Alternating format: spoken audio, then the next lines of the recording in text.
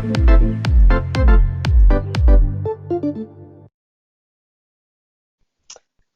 everyone, and this is Tim and obviously I'm with Costa. It's the final week of national finals, and in this video we will be discussing Uuden Musiikin Kilpailu, or most of you know it as UMK.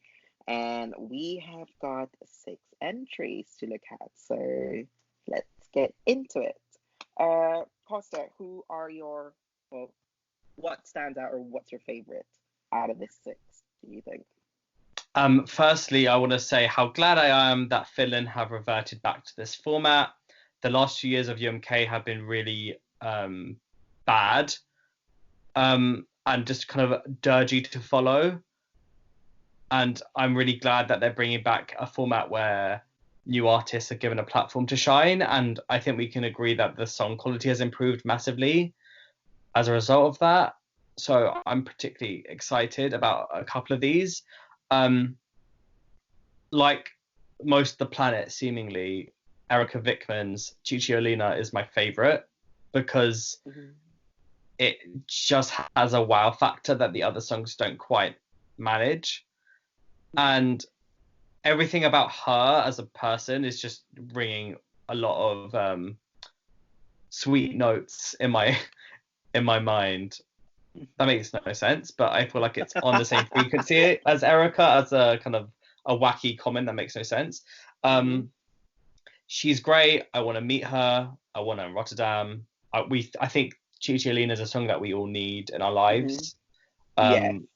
And I just think that she deserves to stomp, and I want to see her stomp. However, I think overall the crop is very strong, and I think Tika's song, I Let My Heart Break, I think that's what it's called, it's a really, just a very traditional ballad, but I love ballads because I'm a sad old woman at heart, and I like melodramatic ballads sung by women. And she has a great set of pipes on her. And also Love of You by Sansa. Is that how it's pronounced? Yeah. Or Sansa, like Game of Thrones. Yeah. Is a really fun, like Robin light disco pop song, which I have a lot of time for. I just don't think it's particularly good for Eurovision in terms of a competitive song. But I think Erika should win. And I think if everything goes right, she will win. I think she has the 12 points on the televote locked. I think the big unknown is how she'll do with the jury. What are your thoughts? For me, I kind of agree with you with Erika Vikman. Obviously, she's been getting the hype since Cicciolina has been released. For her, it's just like she's performing second, which is what Eurovision fans have been like, but been scared of. Like, oh god, the fan favorite is performing second. Let's see how that goes. But the thing is, though, to be fair, though, her can perform second, and Natalia from Moldova as well performed second. So people have these misconceptions that, like, number 2 is a death slot, but it just depends on the performance and how you stand out at the end of the night. So Cicciolina have got a high chance on like winning it, and with the hype is, I think she's like, I agree with you with that. She's secured the televote. The other ones I take to look out for is same with you, Tika, mentored by another Eurovision favorite, Tara Alto and X Factor, and I feel that she's performing last and with a good ballad, and I think that's one set for Eurovision, and you can just feel it's made for Eurovision, and I can just sense it will sound great on stage, but it's just going to be depending on the night. And another one I'd say is AXA and Looking Back. Basically the only male. Are we going to have a Moldova where, not Moldova, Montenegro, like a couple of years back, where there's one guy and then the one guy with the ballad ends up winning? It could happen. He does have a good song, but I just have a feeling that, the women have got the upper hand here, and I'd like to think that.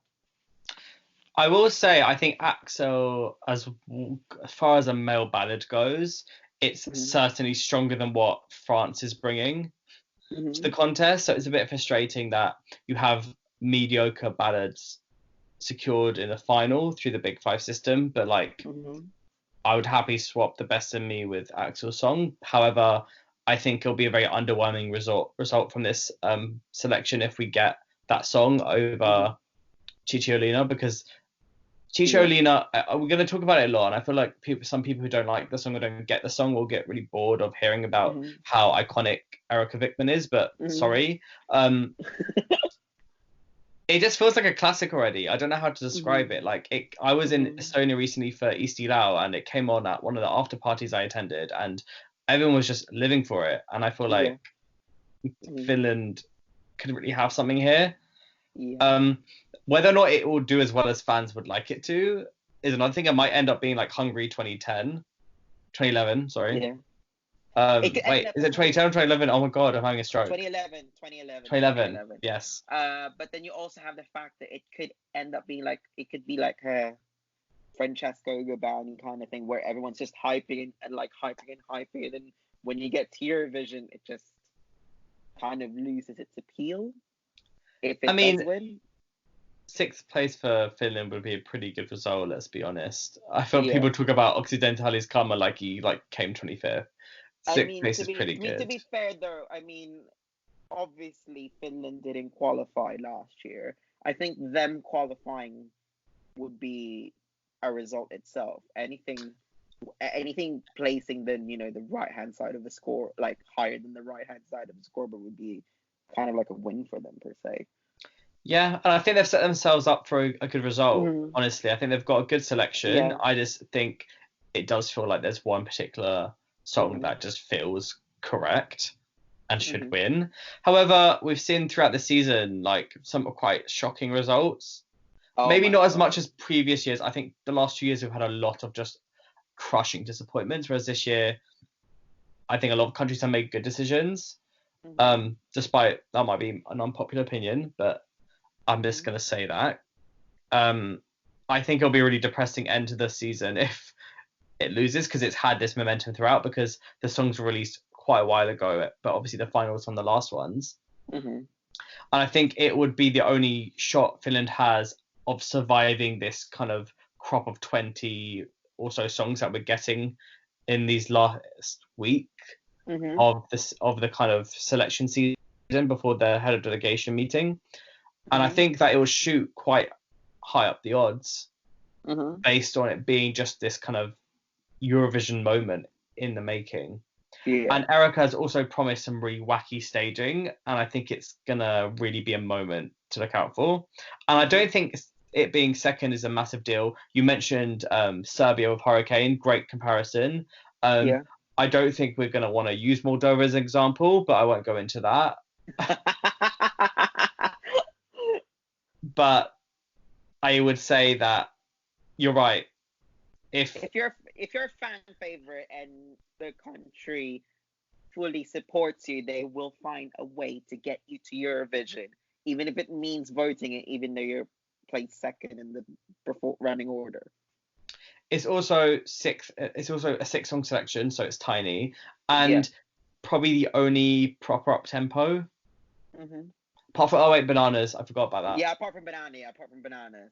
But like, let's be honest, like Cicciolina is like league of its own. I never thought I'd be this obsessed with a Finnish language track ever. Like, I've never for all the time that I can think of being in the Eurovision fandom, this is the first that I keep on humming Finnish lyrics. Like, I think to be fair though, I can't even remember from when was the last time Finland sent something in Finnish. So 2015. Yeah. So they're overdue for another Finnish language song. I think they're overdue. This is way overdue. I can't remember what they said in 2016. Sing It Away. Yeah, then it was 2015. Yeah. So yeah, it's gonna be 4. Well, it's been 4 years. So yeah, time to send something and finish again, Finland. Agreed. Listen. Finland, do the right thing. But you're going to select a good song regardless because all the songs are pretty good. Mm-hmm. And obviously there's only so much we can endorse one song. Yeah. But I just think prediction-wise, it's pretty clear that there is a favourite. Whether that favourite will end up winning is another thing. Surprises happen. Stranger things have happened in the past. But I think we can at least know that she'll get the 12 points in the televote. And it's an international jury, which is an important point about UMK. It's not some kind of stuffy group of like local music experts like you had in Albania.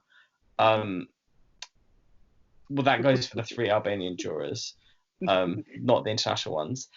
These are people who tend to have Eurovision links and can reward something a bit more fun. So let's hope they don't just go for a safe option. And I know it sounds like we're being like, do the right thing for them, which is literally verbatim what I just said. But I think it's more of a case of don't be a kind of stereotypical juror, what a lot of fans have issues with juries about, and pick the most boring, safe option because it sang well. Yeah. So I'm hoping that they kind of at least go with something a bit more risky. But we'll see. So yeah, that's my prediction. Yeah. I'd go with you. I think it's gonna be Erika, like hands down. There must be something in that performance for her to not win it, and I'll leave it at that. Thank you for watching. Obviously this is one of our last prediction videos because we're winding down on this portion of the season, but there'll be plenty more things coming in the run up to Rotterdam. So make sure you subscribe to our channel and follow us on all social media platforms. We are at ESCXTRA on Facebook, Twitter, and Instagram. And tune into UMK this Saturday to see who triumphs. So from myself and Tim, thank you and good evening. Kiitos.